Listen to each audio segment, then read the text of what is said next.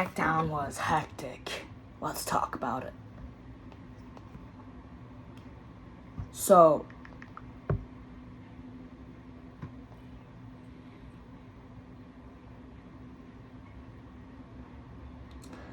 we have, to start off the show, CM Punk's entrance. And let me just say, CM Punk's entrance might have been one of the second most best entrances. I think his best entrance was at Survivor Series a couple months ago, or last year maybe. Maybe last year. It was the last year December. I don't know, but yeah. Or it was January. Yeah, last year January. Actually, yeah, that was probably one of his best entrances, so. But SmackDown, Chicago, I don't know if it was Illinois, but, whatever. Doesn't matter. We're here now. But yeah, his entrance, just a clobbering time. He does, gets in the ring, sits down, crisscross applesauce, and yeah. Then, you're gonna be seeing a lot of, you're gonna be seeing me talk about a lot of the bloodline stuff related. But, we're talking about the whole show, so it's like, whatever. So basically, I'm gonna start this off, so,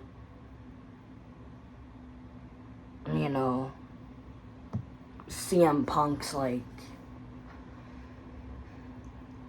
Solo. I don't see the bloodline standing in front of me. I see just one Uso and two Tongans. I just see a bunch of Usos standing in front of me and I had a fake head of the table. Or a fake Tribal Chief standing in front of me. And then Solo and Tama Tonga and Tonga Loa get on the apron. And obviously, get in the ring with CM Punk. Punk takes his jacket off,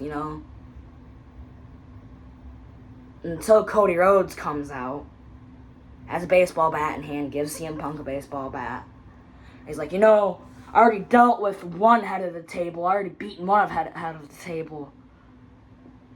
So why not make it two? Right here, right now, tonight. It's going to be Cody Rhodes versus Solo in the main event tonight or something. And then, yeah. And then Cody's music hits, people are saying it. Yada, yada, yada. Then we have our Women's Money in the Bank qualifying match. And we had,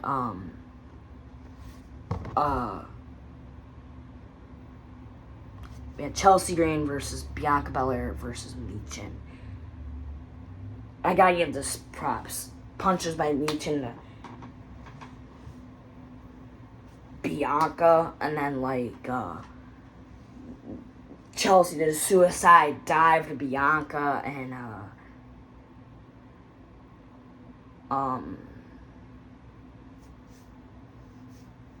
Michin did a Styles Clash to Bianca, and I was like, oh my god, that's insane, that's crazy, dude. Styles Clash. But then, Bianca, does KO Beans to Michin, and then pins her. And then they do a double belly to back suplex,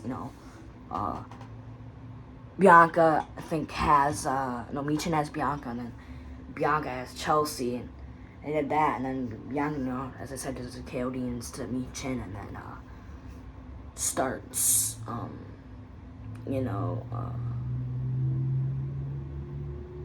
making, Chelsea Green gets Bianca out of the ring and then does a pins Michin 1, 2, 3, and I guess we're going to be seeing Michin and Io Sky in the Women's Money in the Bank ladder match.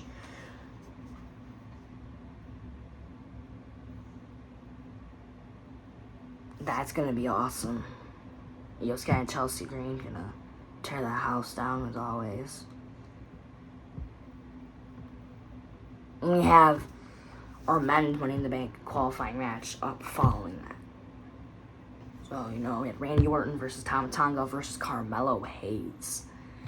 And, I kind of compared this to Carmelo Hayes and Randy Orton's match at SmackDown like 2 months ago or whatever. When it was like the road to... I don't know what it was. Anyways, it was Backlash, baby. I think it was Backlash. Something with Backlash and whatever that does and stuff like that, but Randy Orton is jacked, dude. Can I say that first? And then he does the power slam to Tama Tonga and Carmelo Hayes. He punches Carmelo Hayes on the top. It's a superplex to Carmelo Hayes. Then there's a double vintage GT to Tama Tonga and Carmelo Hayes. That was insanely crazy. Like, wow. Then, after that, Randy Orton tries to do the RKO on Tama Tonga, but then Tonga Loa gets involved again. Which then, Randy punches Tonga Loa out of the ring, gets Tama Tonga out of the ring until Carmelo Hayes rolls up Randy Orton. 1, 2, 3. And your winner is Carmelo Hayes, and he's going in the Money in the Bank men's ladder match. He's qualifying for that ladder match.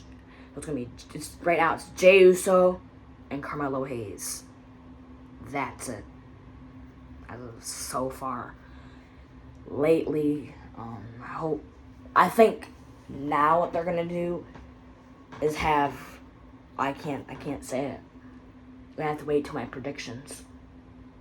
I can't say it until it's fully complete. I'm gonna have to wait for my predictions. Yeah. Oh, this just makes me sad. This just makes me sad. Like, I know CM Punk screwed you over in Scotland, Drew, but Drew didn't really have to do this. Drew didn't have to do any of this. I think that's the reason he quit Raw, so he could go to SmackDown just to do this. I mean, like, come on, dude. Like, you're acting like you're a baby in this. Burgess puts CM Punk on his shoulders and carries him all the way onto the stage for Chicago to boo the shit out of him. And he puts CM Punk down, slams him on the stage, and then takes his wrist tape off, puts it in his pocket. Then he pushes Nick Aldis over, and Nick Aldis is like, "You don't do that. You don't ever do that. Never." Or something like that. And then, Drew McIntyre's walking back, and especially in Chicago, you never do that. That's what he said. And then, because I know, I can read it. I can kind of hear what you're saying. Then Drew just backs up. Then total dispatch, sure. But yeah, man, that's just insanely crazy. Like, I never knew that would specifically happen. But it did. It was amazing. Then, the show kind of gets boring to this point. As you know, it doesn't get ever boring. So, LA Knight's like, I've tried, last week, went to Logan Paul's house, drinking something, and then I got that call on my phone that Logan Paul is going to be right here in this ring tonight. And guess what? Logan Paul disowns Chicago.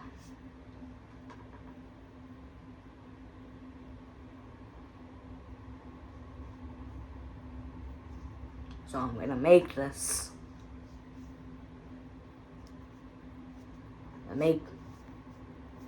And then, because my whole plan was to climb up the ladder, grab Money in the Bank briefcase, and qualifying for next week.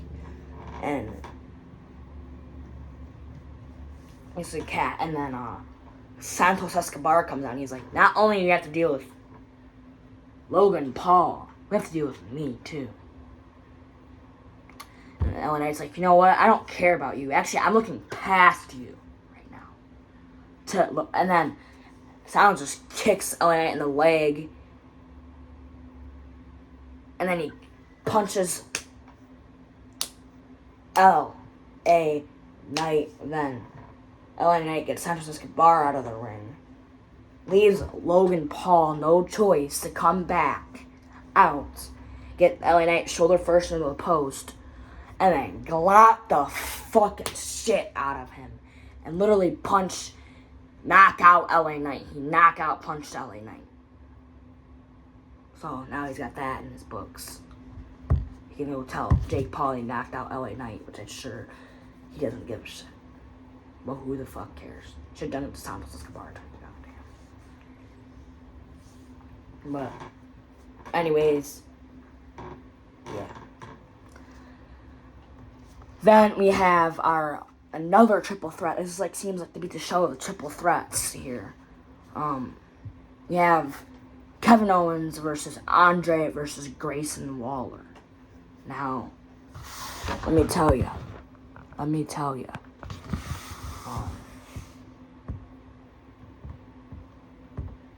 This match might have been the best match of the whole night. Just because it had so much combos in this match. Yeah.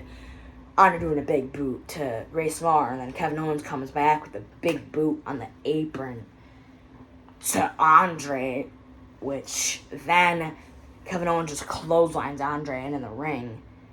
And, Kevin does a senton to Andre on the outside.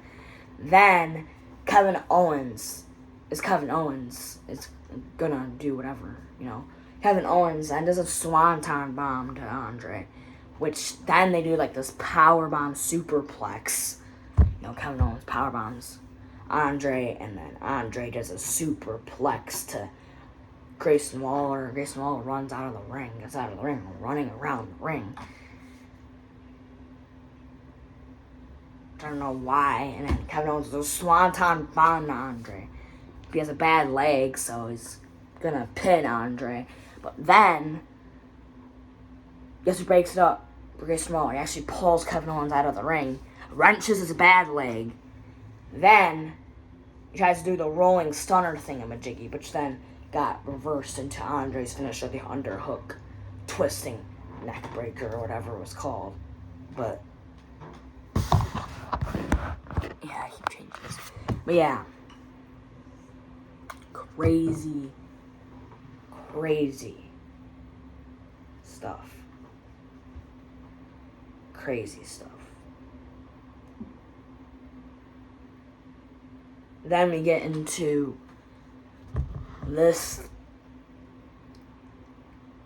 Made me going, oh. I can't. When you see Paul Heyman crying, you want to cry. I don't know. Because Solo's like, I love you, and I have to tell you. And, Paul Heyman's like, you can't be doing that. When Roman Reigns told me on a jet is that you cannot do anything with CM Punk, because I love CM Punk.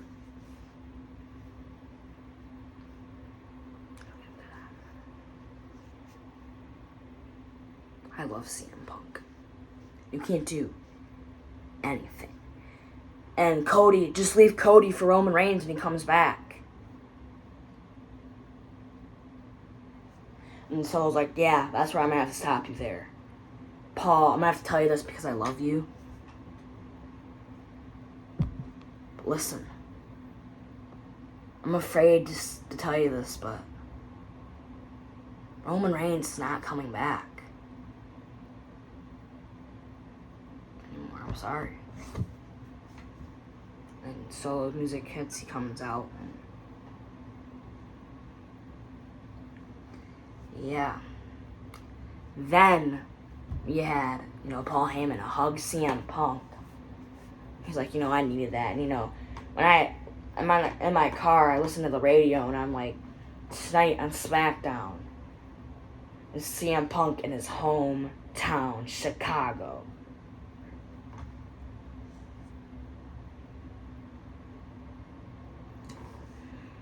But then, sorry, I yawn. But then,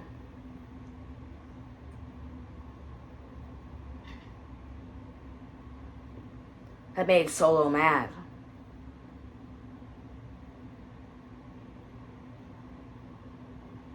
So I'm gonna give you this.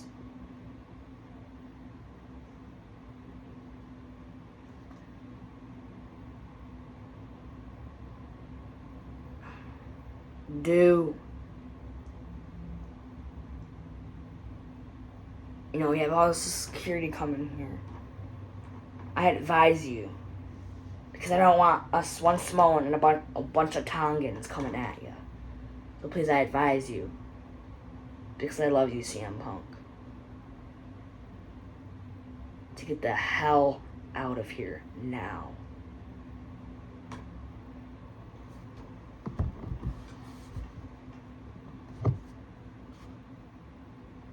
Yeah.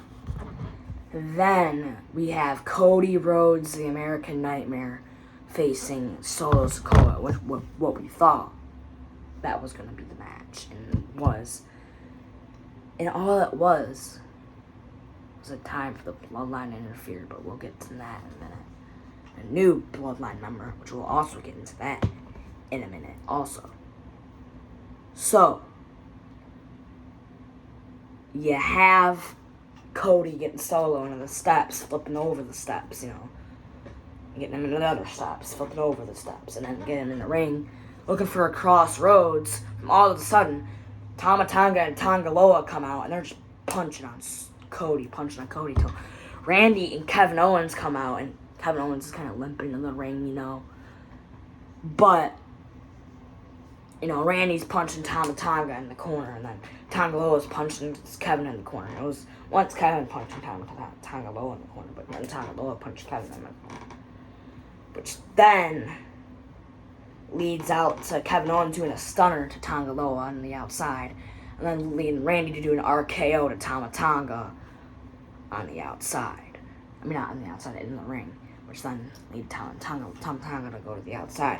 But then all staring Solo down in the corner is Cody Rhodes, Kevin Owens, and Randy Orton, which then Solo's like smiling in the corner. He's like, he's laughing. Because Jacob Fatu is part of the new and improved Bloodline. And the rumors, I guess, were true. I guess he's coming. And he came, and he super kicked Randy and Kevin, and then he literally clotheslined Cody. And then not even seconds later, Samoan drops Kevin Owens on the steps and spears Randy through the barricade, and then gets in the ring for Cody. Cody's punching Jacob Fatu, and then Jacob Fatu gets Cody Rhodes out from the ring, and then splashes him through the announce desk. Clears the announce desk, splashes Cody right through the announce desk. And I'm like, oh my god, it's Jacob Fatu. I could not believe it. It was amazing. But yeah. And then the fucking worst thing. Jacob Fatu hugs Solo.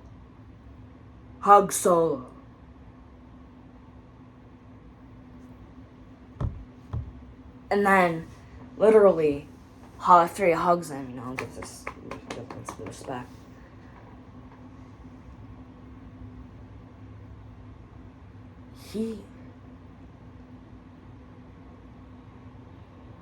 After he gives him respect, they put all the ones up. You need to acknowledge your new tribal chief right now, Solo, for doing that, please.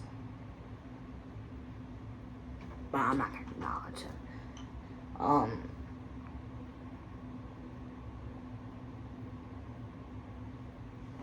Tom and Tonga and Tonga Lower are putting up the ones, Solo's putting up the ones, and Jacob Fatu's putting up the ones. And people do it anyways because they know they're better than Roman Reigns. I'm just kidding. And then they're booing, and Chicago's booing the Bloodline, the new and improved Bloodline. They stand tall. It's a shame. So I guess now Randy, Cody, and Kevin are going to have to find a fourth member.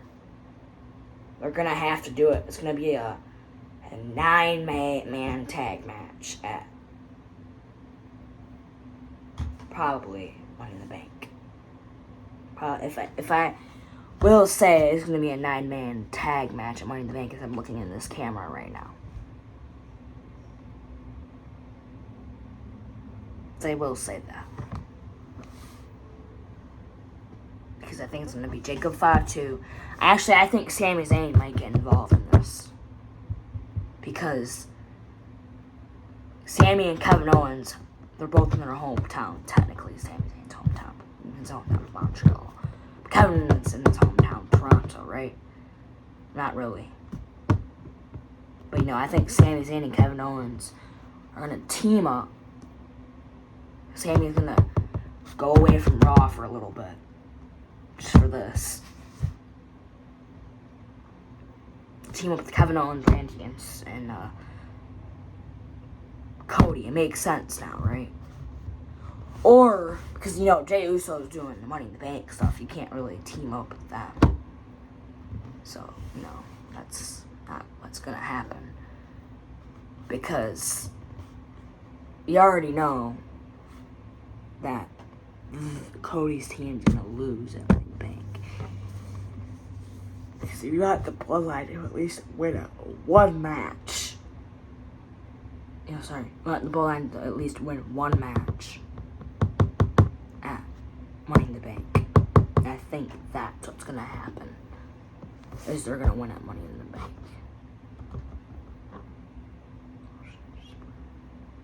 Oh, I just spoiled it there for you guys, but whatever. I have to wait till my predictions to find out the rest of this.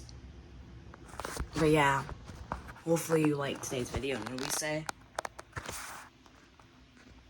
yeet.